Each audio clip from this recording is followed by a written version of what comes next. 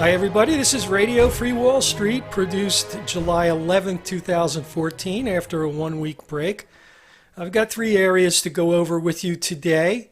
First, I'm going to again cover some of the things we looked at in the last video regarding the economy being at peak bubble levels and I think dangerously overextended.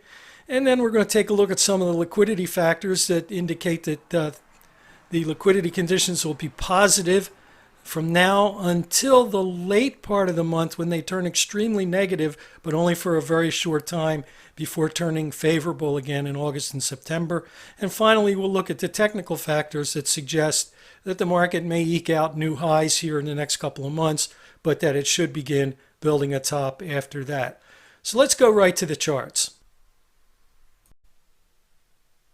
In our last program on June 27th, we talked about the idea of peak financial engineering, whether we're at the peak of the bubble and whether that might mean that we're also at the peak of economic activity. And I think it's kind of funny that as we see some of the stronger economic data, the more bullish pundits are talking about escape velocity, while some of the bears are looking at it and saying, well, this is as good as it gets. And I would take it one step further and simply say that this is not only as good as it gets, it indicates that we're at a dangerous extreme. Now, after all, we've been in an expansion, and this is the chart of new claims, initial unemployment claims weekly on a scale of claims per million persons. And you can see that it peaked in March of 2009. That was about the bottom of the recession.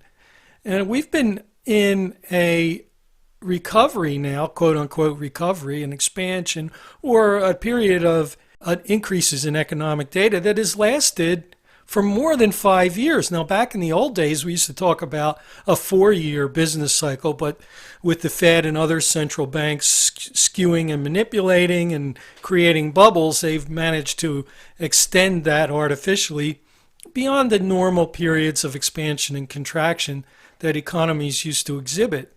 And at this point, I think it's kind of humorous that after 5 years of growth in the data, of increases in various measures of economic activity, that the pundits are now saying, oh, we have finally achieved escape velocity, when in fact we are in an aging expansion. This expansion is old by almost any historical measure. And I think that the data supports the idea that we are at the extremes of the bubble. We talked about this in the last program. And one of the things I talked about was this ratio of new unemployment claims, initial unemployment claims, to the total number of employed persons. And I broke that down by claims per million employed. And last week, that number came in at about 2,300 right here. And that compares with just slightly lower levels in 2006. 2007 was about 2,300 and 2,200. And as you recall, I talked in our last program about September last year when we set an all-time record low in initial claims at something around 1,700, was even lower than it was in 2006 at the top of the bubble. So these extreme readings on initial unemployment claims are continuing. And that was also buttressed by some of the tax data that we talked about again in the last program a couple weeks ago. So this is just continuing the signs that I think this bubble is as extended as it's going to get. I also took a look at the job openings and labor turnover survey, or the JOLTS, which is one of Janet Yellen's favorite economic indicators. And here again, the latest data, which is for the month of May, right here, shows that the May level is now above where it was at the top of the bubble in 2006 and 2007. Here were the May of 2007 and May of 2006. We're way above that now. The number of job openings has increased to a record level beyond the highest levels of the housing bubble in 2006 and 7. Now what happens is that business people watch the stock market for cues as to how to behave and how to act in business. The Fed drives stock prices, and employers take their cues from stock prices, adding the most jobs when bubbles reach dangerous extremes. So as you can see, the Fed was pushing stock prices up, and we've had this bubble phase since November of 2013 when they started QE3, and it's continued even though they began the taper up in here. And businessmen are watching the stock market as it began to recover. They started hiring more people, started looking for workers. This is the year-to-year line for every year in May.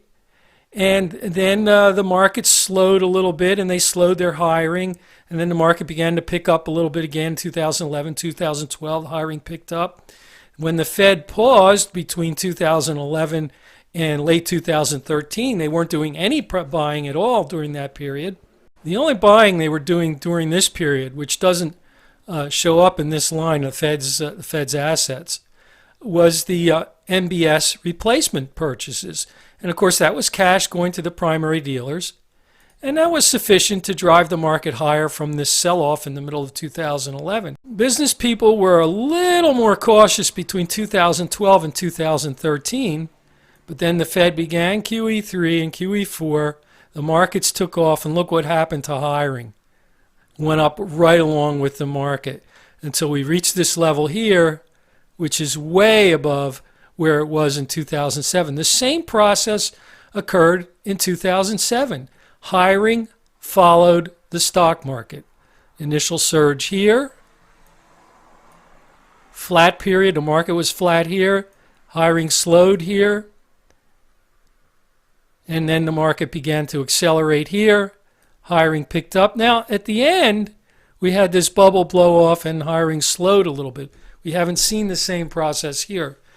But this up leg is basically the third surge of hiring. 1, 2, 3.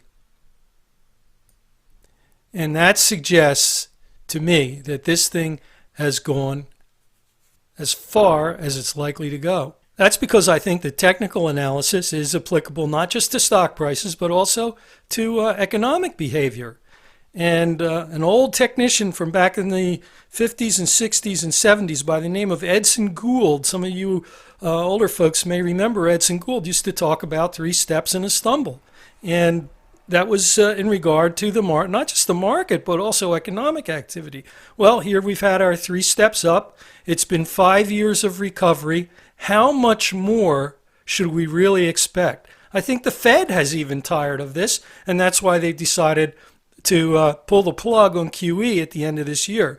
It's not news. Some of the pundits looking at the minutes that were released, the Fed FOMC minutes that were released this week, and they basically did a little arithmetic and determined that QE was going to end by the end of December, just on the basis of the fact that the Fed had said that it would continue the pace of tapering QE, subject to any changes in the data. And the data doesn't appear to be showing any significant changes, nor is it likely to. So I think that we will see an end of the Treasury purchases by the end of the year and the additional MBS purchases. That won't be a 100% stoppage like we had in 2011 and 2012, because the Fed will continue to purchase mortgage-backed securities to replace those MBS that are being paid down from its balance sheet. That's always going on in the background. So the primary dealers will still be getting $10 to $15 billion a month in cash from the Fed. That's a hell of a lot less than they had been getting when QE first went into full swing. QE3 went into full swing in late 2013, early 2014. Then we were getting over $100 billion a month in purchases. So 10 to 15 billion isn't much. And by the same token, we've seen a reduction in Treasury supply, so that the 10 to 15 billion might be enough to keep things on an even keel. I don't think they're going to pull the plug completely. They're likely to continue the mortgage-backed securities purchases, so there will be some level of cash pumping into the markets. It'll be a lot more interesting from a bearish perspective. There won't be enough cash to keep the market going up in a straight line. There will be some sell-offs, and there will be some volatility compared to what we've seen here for the last year and a half. Well, the last time we got together towards the end of June, I had talked about the fact that we would have the first real test of what insufficient liquidity might look like in July, because the amount of purchases by the Fed would actually be significantly less than the amount of net new Treasury supply.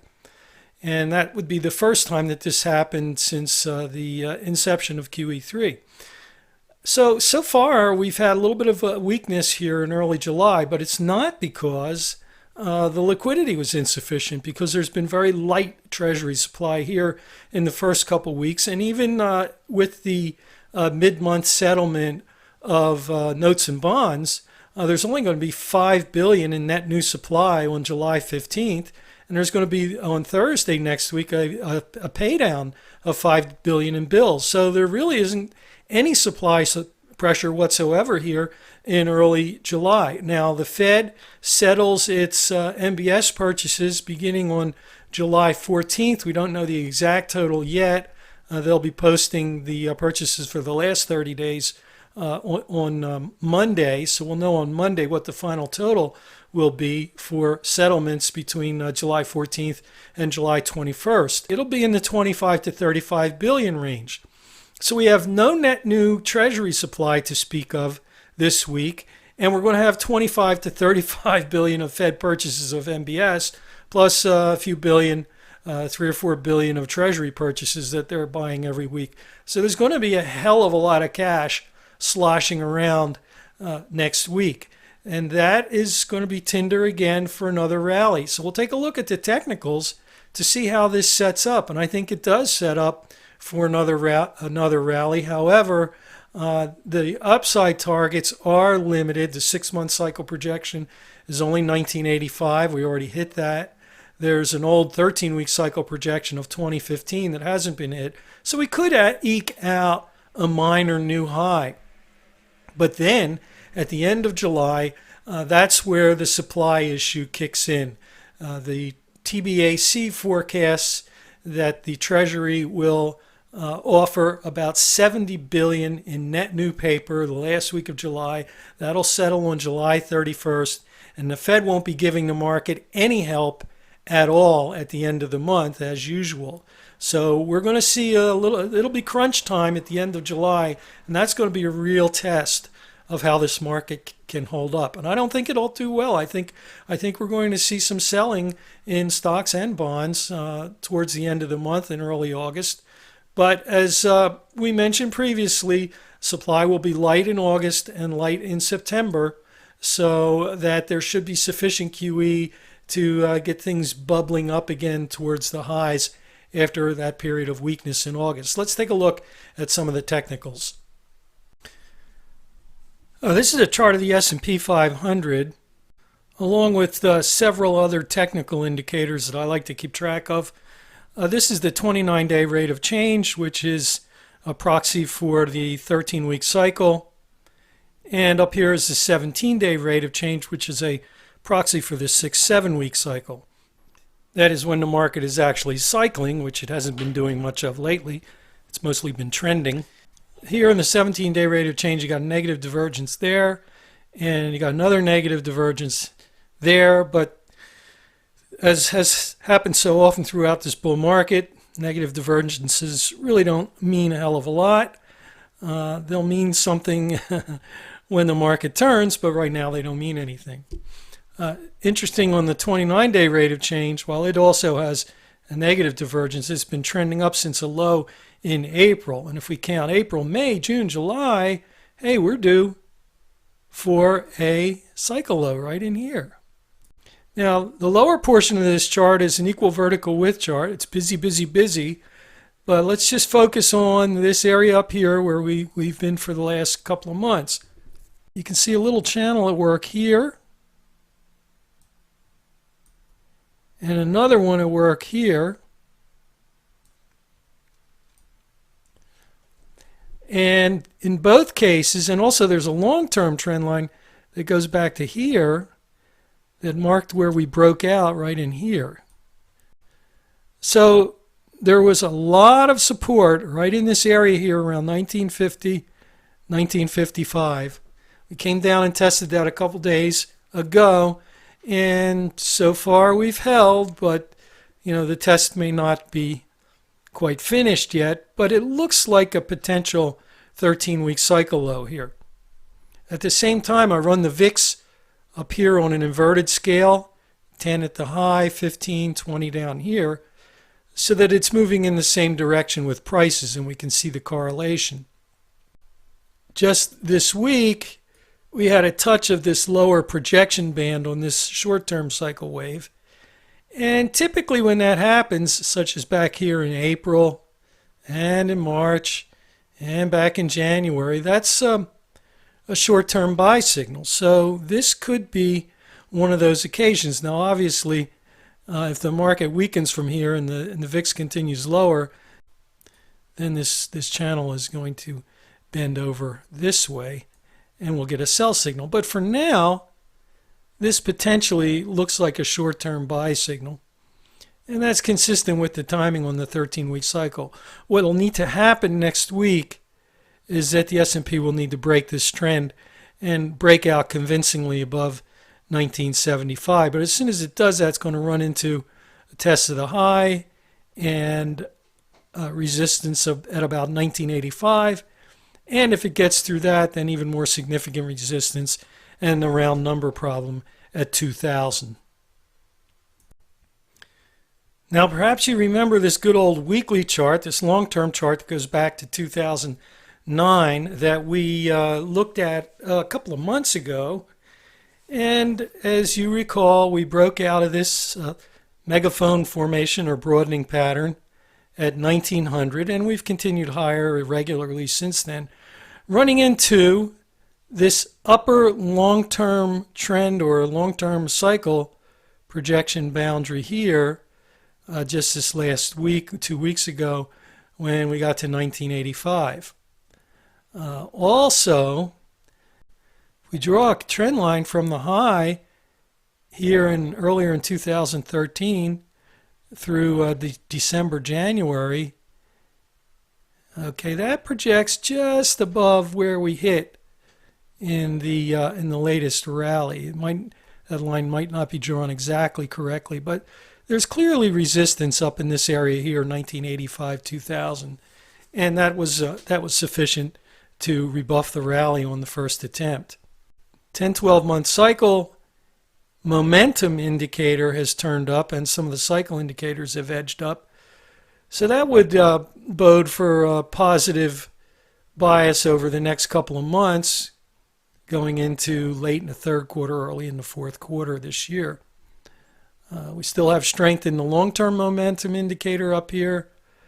The 2-year cycle momentum indicator is moving sideways in positive territory. That's symptomatic of trending.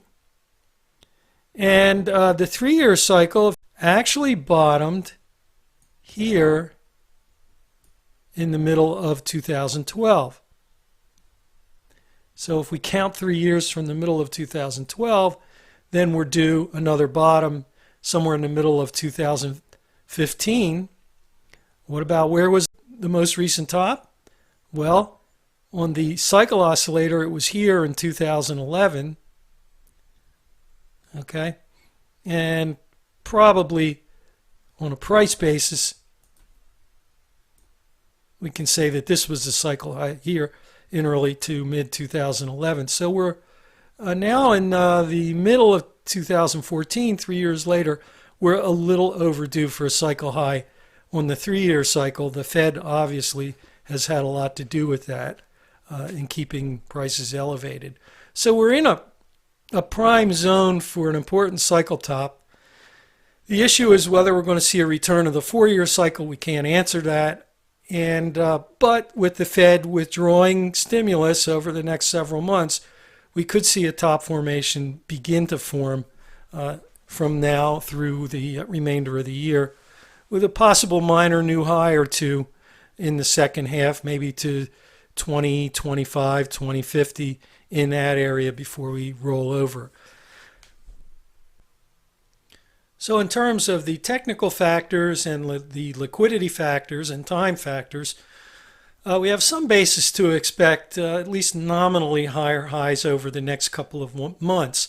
But as the Fed continues to reduce its stimulus, the conditions will develop for a top to form in the market towards the end of this year, and then perhaps we get a deeper correction in 2015.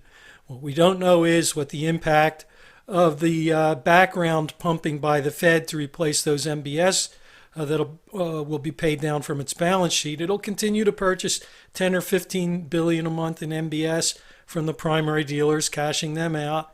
And that could put a little floor under things every time the market tends to sell off. In the early stages of a bear market, we tend to get these declines to lower lows, and then we get pretty furious rallies as everybody concludes that the bull is back, but they end up petering out at lower highs. So I think that'll be the scenario that develops as we go into year end and early in 2015. Beyond that, we'll just have to see how the Fed responds to the likelihood that the inflation data that they track, which is this PCE, may begin to catch up with the reality of the real underlying inflation that does exist. So we'll have to see whether the Fed stops pumping altogether in 2015.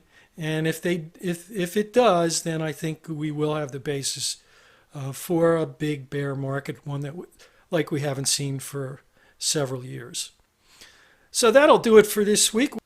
I'll be producing the next Radio Free Wall Street program on Friday for posting late Friday night or early next Saturday. Until then, have a great week. Trade sane. If you're on vacation, enjoy yourselves, and I'll see you next week.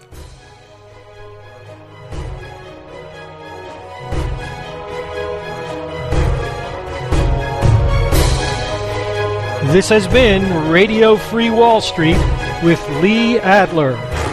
Find this program on the web at radiofreewallstreet.fm or wallstreetexaminer.com.